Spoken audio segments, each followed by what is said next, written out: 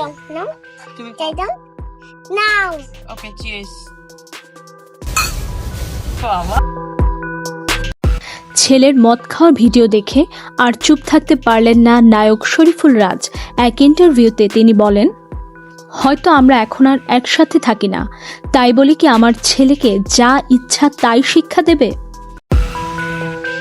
এই ছেলে বাচ্চাটাকে কি বুঝে মদ খাওয়ালো পরিমণি? শরীফুল রাজ আরও জানায়, বাচ্চারা এই বয়সে যা দেখবে তাই শিখবে। পরিমণি আমার ছেলেটাকে নষ্ট করে ফেলছে। স্ত্রী সন্তান নিয়ে আরও কিছু কথা বলেন শরীফুল রাজ।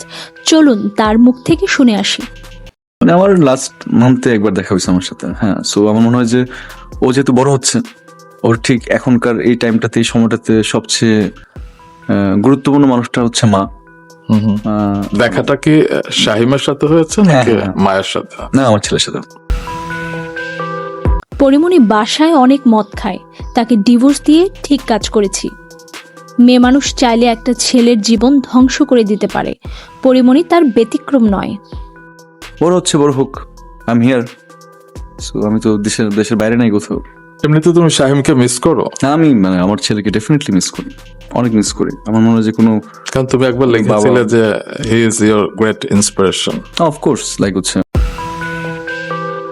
সেও চাইছিল শরীফুল রাজের জীবন ধ্বংস করে দিতে, কিন্তু আমি তাকে সেই সুযোগ দেইনি।